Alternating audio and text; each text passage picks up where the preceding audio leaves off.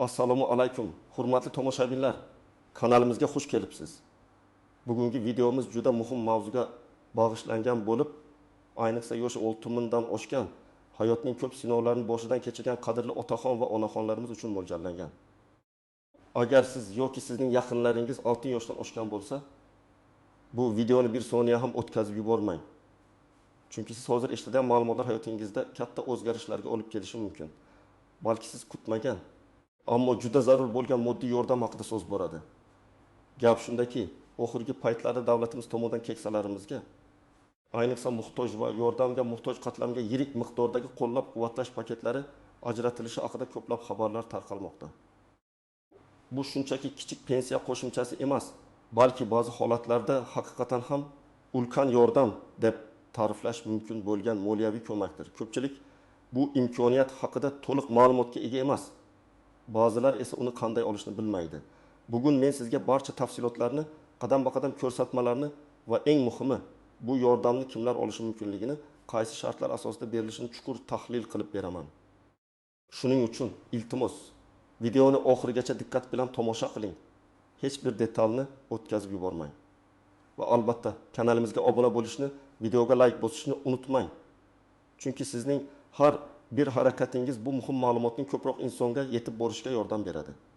Hozirgi kunda bu ma'lumot har bir keksa insonimiz uchun g'oyatda zarurdir. Muammoning mohiyati. Avval qanday edi va endi nimalar o'zgardi azizlar? Uzoq yillar davomida mamlakatimizda pensiya tizimi ma'lum bir standartlar asosida ishlayotgan edi. Pensiya miqdori asosan fuqaroning mehnat staji, ish haqi miqdori va lavozimiga qarab belgilanar edi. Bu tizim o'zining ijobiy tomonlariga ega bo'lishiga qaramay, ba'zi bir kamchiliklardan ham xoli emasdi.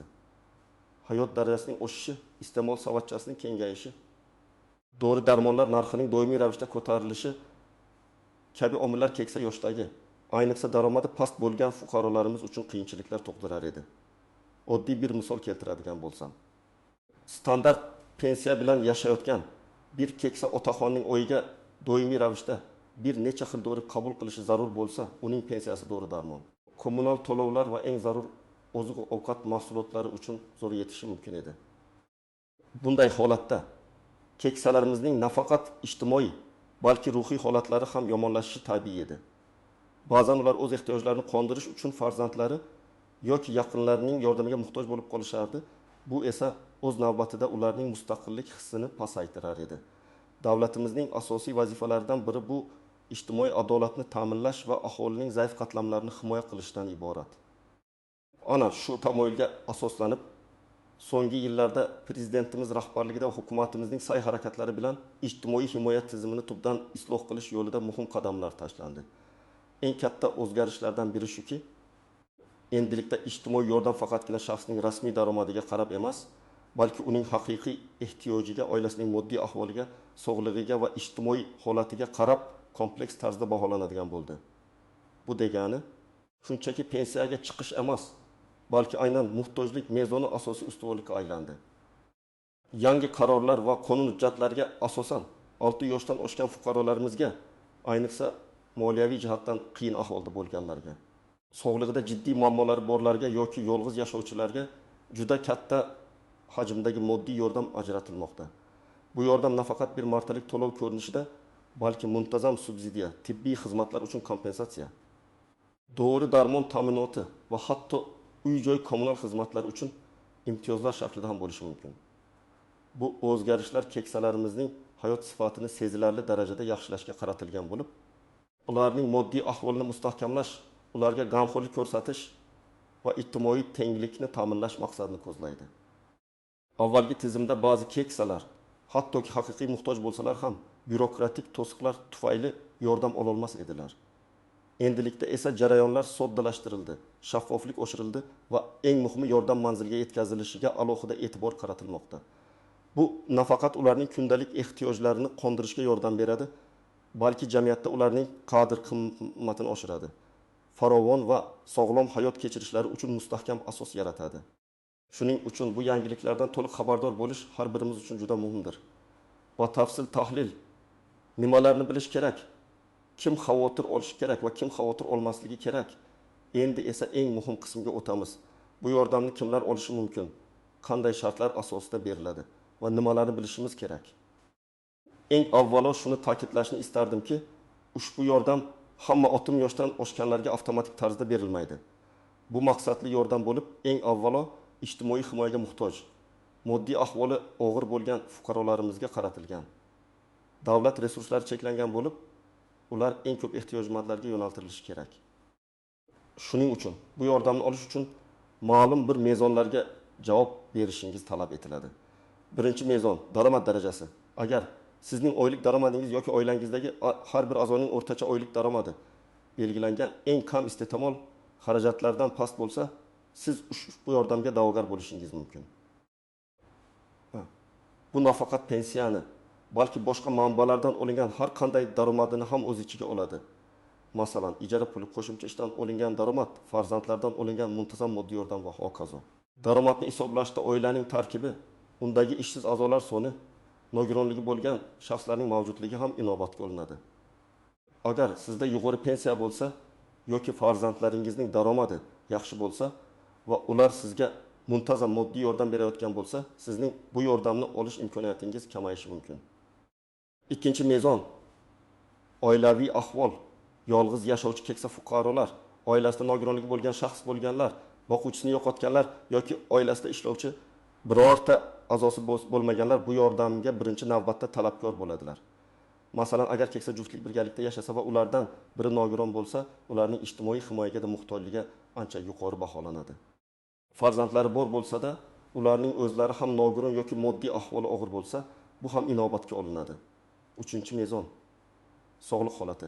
Agar sizda surunkali kasalliklar, og'ir nogironlik, doimiy tibbiy parvarishga ehtiyoj bo'lsa, bu ham yordamni olish uchun muhim omil hisoblanadi. Chunki bunday holatlarda dori-darmon va tibbiy xizmatlarga ketadigan xarajatlar ancha yuqori bo'ladi. Davlat bu xarajatlarni qoplashga yordam berishga intiladi. Kim xavotir olish kerak va kim xavotir olmasligi kerak? Xavotir olishi kerak bo'lganlar. Aynan shu mezonlarga javob beradigan, ya'ni daromadi past, yolg'iz, sog'lig'ida jiddiy muammolari bor fuqarolarimiz bu yordamni olish imkoniyatini qo'ldan boy bermaslik uchun xavotir olishlari va faol harakat qilishlari lozim. Sizning harakatsizligingiz sizni davlat tomonidan berilayotgan muhim qo'llab-quvvatlashdan mahrum qilishi mumkin. Shuning uchun bu videodagi ma'lumotlarni diqqat bilan o'rganing va amaliy choralar ko'ring. Xavotir olmasligi kerak bo'lganlar. Agar sizning pensiyangiz va boshqa daromadlaringiz sizning asosiy ehtiyojlaringizni qondirishga yetarli bo'lsa, farzandlaringiz yoki yaqinlaringiz tomonidan yetarli darajada qo'llab-quvvatlanayotgan bo'lsangiz, jiddiy sog'liq muammolaringiz bo'lmasa, demak, siz ulkan yordam dasturining asosiy maqsadli guruhiga kirmaysiz. Sizning davlatdan qo'shimcha yordam olishingiz ehtimoli kamroq. Ammo bu degani siz butunlay e'tibordan chetda qolasiz degani emas. Davlatning boshqa ijtimoiy dasturlari, imtiyozlari siz uchun ham mavjud bo'lishi mumkin. Keling, bir nechta aniq misollarni ko'rib chiqamiz. Ular yordamni olish mexanizmini yaxshiroq tushunishga yordam beradi. Birinchi misol yolg'iz yashovchi Meriniso buvi. Meriniso buvi 7 yoshda, eri vafot etgan, farzandlari yo'q. Uning yagona daromadi minimal pensiya, oyiga taxminan 1.200.000 so'm pensiya oladi. Bu summa unga nafaqat oziq-ovqat, balki kommunal to'lovlar, gaz, svet, suv chiqindi va eng muhimi, doimiy ravishda yurak xastaligi va diabetga qarshi dori-darmonlar uchun ham yetmaydi. Oylik dori-darmon xarajatlari o'rtacha 500-600 ming so'mni tashkil etadi. Meriniso bu uy-joy kommunal xizmatlardan ham qarzdorlikka ega bo'lib qolgan. U mahalla fuqarolar yig'iniga murojaat qiladi va uning holati ijtimoiy himoya agentligi xodimlari tomonidan o'rganiladi. Aniqlanishicha, u nafaqat daromad darajasi bo'yicha mezonlarga javob beradi, balki yolg'izlik va surunkali kasalliklari ham uning muhtojligini tasdiqlaydi. Natijada Meriniso buviga nafaqat bir martalik 3 million so'm miqdorida moddiy yordam ajratiladi, balki har oyda uning dori-darmon xarajatlarining bir qismi uchun 500 ming so'm miqdorida muntazam subsidiyalar ta'minlanadi. Bundan tashqari, uning kommunal to'lovlari bo'yicha qarzdorligi ham davlat tomonidan qoplanadi. Bu yordam tufayli Meriniso buvi endi o'z sog'lig'i haqida ko'proq qayg'ura oladi, och qolmaydi va yashash sharoiti ancha yaxshilanadi. Bu misol shuni ko'rsatadiki, yordam nafaqat pul shaklida, balki bevosita ehtiyojlarni qoplash ko'rinishida ham berilishi mumkin. Ikkinchi misol, farzandlari bor, ammo o'zi nogiron Nurmuhammad bobo. Nurmuhammad bobo 65 yoshda. Uning 2 farzandi bor, ammo ikkalasi ham chekka hududlarda yashaydi va o'z oilalari bilan zo'rg'a kun kechiradi. Nurmuhammad boboning o'zi ikkinchi guruh nogironi, ko'rish qobiliyati past. Uning pensiyasi 1 million 500 ming so'm. Oylik pensiyasi dori-darmon va oziq-ovqat uchun yetmaydi. Ba'zida bolalari pul yuborishga harakat qilsalarda, bu muntazam emas. Nurmuhammad boboning holati ham ijtimoiy himoya agentligi tomonidan ko'rib chiqiladi. Agentlik uning farzandlarining daromadlari pastligini, Nurmuhammad boboning esa og'ir nogiron ekanligini hisobga oladi. Unga nogironlik nafaqasi bilan birga har chorakda 2 million so'm miqdorida moddiy yordam ajratilishi belgilanadi. Bundan tashqari, u yiliga bir marta bepul sanatoriy kurort davolanish yo'llanmasi bilan ta'minlanadi. Bu yordam Nurmuhammad boboga nafaqat moddiy jihatdan yordam beradi, balki uning sog'lig'ini yaxshilashga, hayot sifatini oshirishga imkon yaratadi. Uchinchi misol, yangi qishloqqa ko'chib kelgan Ma'mura aya. Ma'mura aya 68 yoshda. U yaqinda shahar markazidan olisroq qishloqqa ko'chib kelgan. Pensiyasi 1 million 800 ming so'm. Uning farzandlari shahar markazida yashaydi va oyiga unga muntazam ravishda 1 million so'm yuborib turishadi. Bu degani Ma'mura ayaning umumiy oylik daromadi 2 million 800 ming so'mga yetadi. Uning sog'lig'i ham yaxshi, jiddiy kasalliklar yo'q. Qishloqda uning qo'shnilari yangi yordam haqida eshitib, unga ham murojaat qilishni maslahat berishadi. Ma'mura aya ham mahalla fuqarolar yig'iniga murojaat qiladi. Ammo uning arizasi ko'rib chiqilganda uning umumiy daromadi va farzandlari tomonidan ta'minlanishi tufayli u muhtoj toifasiga kirmasligi aniqlanadi. Shunday qilib Ma'mura ayaga ushbu ulkan yordam berilmaydi. Bu misol shuni ko'rsatadiki, daromadni baholashda oilaning har bir a'zosining daromadi va keksa fuqaroga ko'rsatilayotgan boshqa turdagi moddiy yordam ham inobatga olinadi. Bu holatda Ma'mura ayaning xavotir olmasligi kerak bo'lganlar toifasiga kirishi aniq. Bu misollar orqali siz kimlar ushbu yordamga da'vogar bo'lishi mumkinligini va kimlarning ehtimoli kamroq ekanligini tushunib oldingiz deb umid qilaman. Asosiy e'tibor har bir shaxsning individual ehtiyojiga va oilaviy moddiy ahvoliga qaratiladi. Istisnolar, kamchiliklar va noaniq nuanslar. Azizlar, har qanday ijtimoiy dasturda bo'lgani kabi, bu yordam tizimida ham o'ziga xos istisnolar, e'tibordan chetda qolishi mumkin bo'lgan nuanslar va yuzaga kelishi mumkin bo'lgan ba'zi kamchiliklar mavjud. Ularni bilish sizning arizangiz muvaffaqiyatli ko'rib chiqilishiga yordam beradi. Birinchi istisno, mulkchilik masalasi. Agar sizning nomingizda bir nechta uy-joy, yer uchastkasi, qimmatbaho avtomobil yoki boshqa katta mulk mavjud bo'lsa, hatto sizning oylik daromadingiz past bo'lsa ham sizga yordam berilmasligi mumkin. Ijtimoiy himoya agentligi xodimlari mulkingizni baholashadi va agar mulkingizning qiymati belgilangan me'yordan oshsa, sizni muhtoj deb topishmasligi mumkin. Chunki mulk ham o'z navbatida ma'lum bir darajada daromad manbai yoki qulaylik deb qaralishi mumkin. Albatta, bu baholashda mulkning foydalanish maqsadi uning holati va mulkdan keladigan real daromad ham inobatga olinadi. Masalan, agar sizning nomingizda eski, yashashga yaroqsiz bir uy bo'lsa va undan hech qanday daromad kelmasa, bu boshqa masala. Ammo agar zamonaviy uy-joy yoki bir nechta kvartira sizning nomingizda bo'lsa, sizning muhtojlik darajangiz pastroq baholanishi mumkin. Ikkinchi noaniq nuans, oilaning norasmiy daromadlari. Ba'zida farzandlar yoki boshqa yaqinlar keksa fuqarolarga norasmiy yo'llar bilan moddiy yordam berishlari mumkin. Bu holat rasmiy daromad hisobotlarida aks etmasligi mumkin. Ammo mahalla faollari va ijtimoiy himoya xodimlari xonadonlarga tashrif buyurib, so'rovnomalar o'tkazganda oilaning haqiqiy turmush sharoiti, yashash tarzi va iste'moli darajasini baholashadi. Agar rasmiy daromad past bo'lsa-da, turmush darajasi yuqori bo'lsa, bu shubha uyg'otishi va qo'shimcha tekshiruvlarga sabab bo'lishi mumkin. Ya'ni yolg'on ma'lumot berish yoki norasmiy daromadlarni yashirish harakati arzangizning rad etilishiga olib kelishi mumkin. Shuning uchun iloji boricha shaffof va halol bo'lish tavsiya etiladi. Uchinchi kamchilik, byurokratik to'siqlar va malakali xodimlarning yetishmasligi. Garchi tizim soddalashtirilgan bo'lsa-da, ba'zi hududlarda, ayniqsa chekka joylarda ijtimoiy himoya xodimlari yetarli malakaga ega bo'lmasligi yoki ularning ish yuki og'irligi sababli murojaatlar kechikishi yoki noto'g'ri ko'rib chiqilishi holatlari uchrab turishi mumkin. Ba'zida talab qilinadigan hujjatlar ro'yxati ham tushunarsiz bo'lishi yoki mahalliy darajada qo'shimcha asossiz hujjatlar talab qilinishi mumkin. Bunday holatlarda yuqori turuvchi tashkilotlarga, masalan, ijtimoiy himoya agentligining hududiy bo'limlariga yoki ishonch telefoniga murojaat qilish kerak. Hech qachon o'zingizning huquqlaringizni bilib, ularni talab qilishdan uyalmang. 4-nuans. Yordam turi va miqdori. Ulkan yordam degan ham bir xil miqdordagi pulni kutmaslik kerak. Yordamning miqdori va turi har bir holatda individual ravishda belgilanadi. Masalan, bir kishiga bir martalik katta pul ajratilishi mumkin bo'lsa, boshqasiga oylik kichikroq, ammo muntazam to'lovlar, yana biriga dori-darmon yoki tibbiy xizmatlar uchun kompensatsiya berilishi mumkin. Bu sizning aniq ehtiyojlaringiz va eng dolzarb muammolaringizga bog'liq.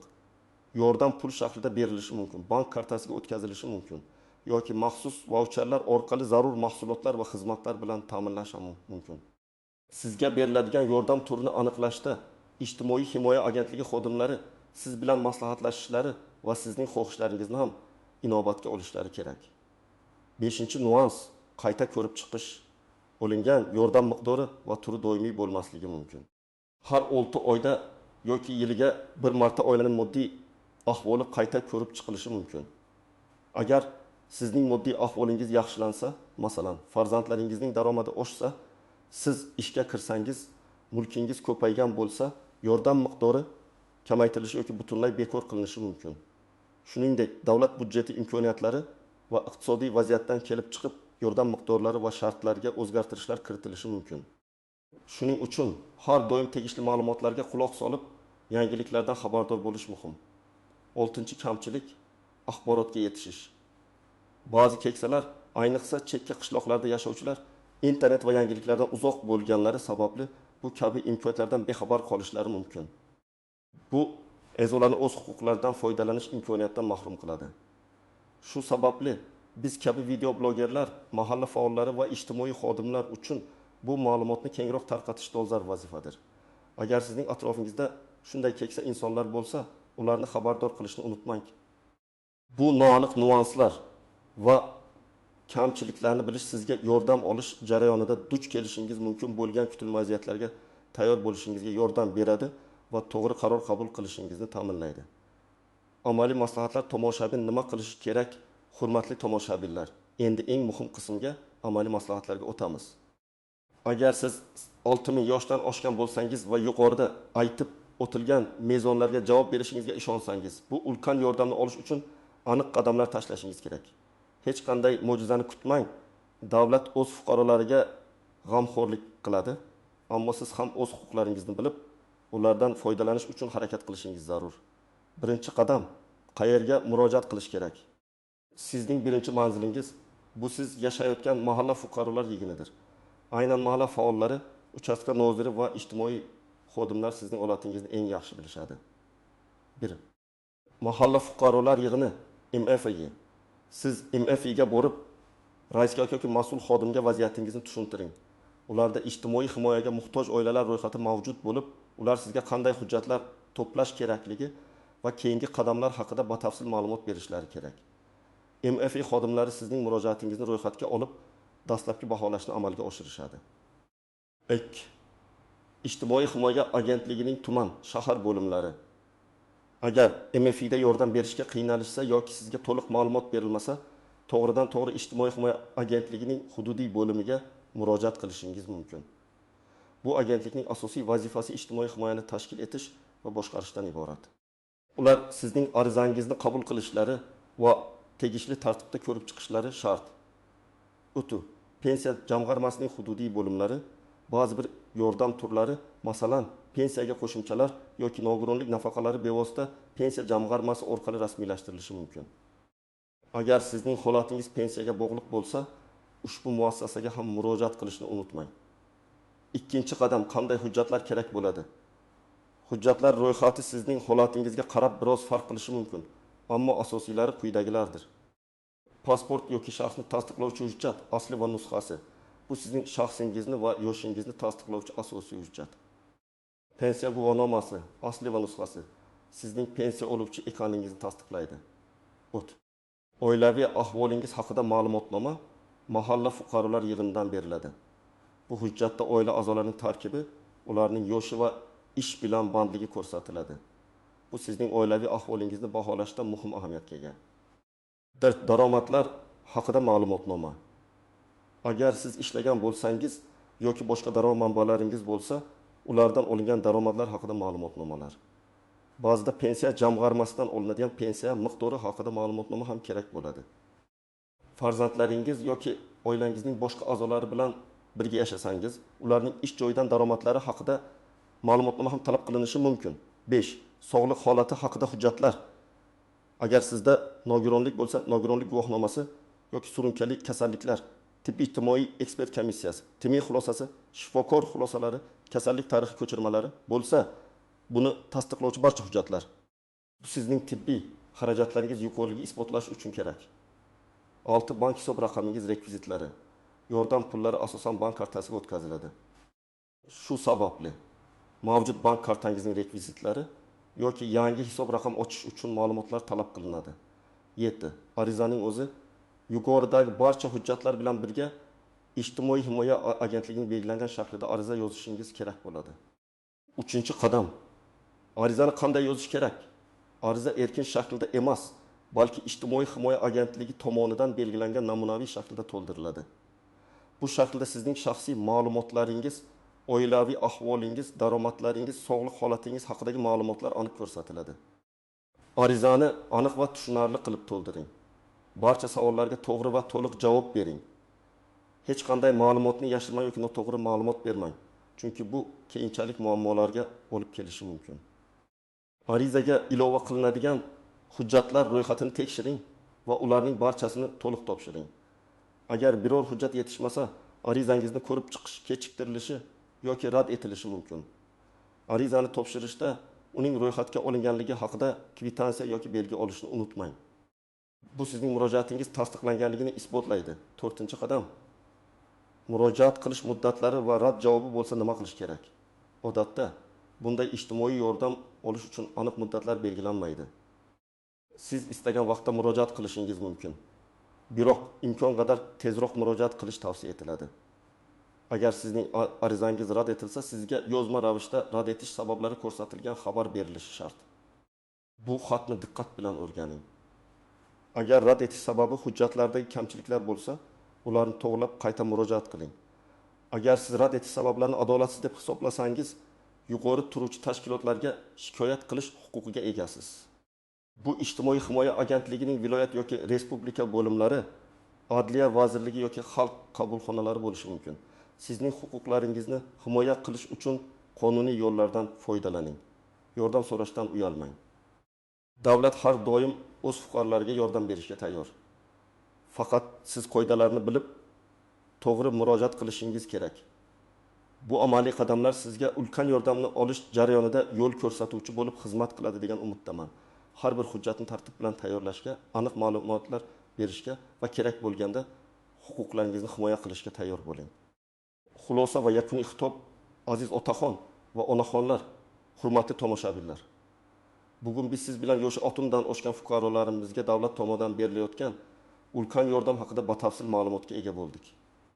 Bu shunchaki bir quruq va'da emas, balki real hayotda minglab keksalarimizning turmushini yaxshilashga qaratilgan tizimli dasturdir.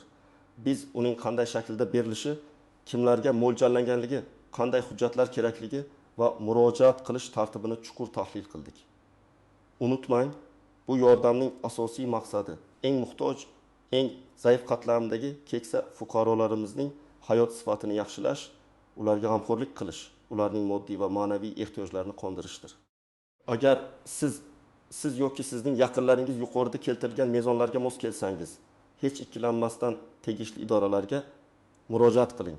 Sizning murojaatingiz e'tiborsiz qolmaydi. Faqatgina to'g'ri yo'l va tartibni bilish muhimdir. Bu ma'lumotlar nafaqat sizning o'zingiz uchun, balki atrofingizdagi boshqa keksa, ehtiyojmand insonlar uchun ham juda qadrli bo'lishi mumkin. Keksalarimizga hurmat, g'amxo'rlik va mehr ko'rsatish bizning burchimizdir. Shuning uchun iltimos bu videoni ijtimoiy tarmoqlardagi sahifalaringizga ulashing, yaqinlaringizga, qo'shnilaringizga, mahalla ko'yingizdagi keksalarimizga yetkazing. Balki sizning bir og'iz so'zingiz kimningdir hayotini yengillashtirar, kimningdir og'ir yukini yelkasidan olar. Ushbu mavzu bo'yicha sizning qanday fikrlaringiz bor? Siz bu yordam haqida avvalroq eshitganmidingiz? yoki sizning tanishlaringiz orasida shu yordamni olganlar bormi? Fikrlaringizni, savollaringizni va tajribalaringizni sharhlar qismida yozib qoldiring. Sizning har bir izohingiz boshqa tomoshabinlar uchun ham foydali bo'lishi mumkin. Videomiz foydali bo'lgan bo'lsa, albatta like bosing va kanalimizga obuna bo'lishni unutmang. Zero. Bizning maqsadimiz sizlarga doim eng dolzarb va foydali ma'lumotlarni yetkazishdir. Keyingi videolarda ko'rishguncha o'zingizni ehtiyot qiling va sog' bo'ling.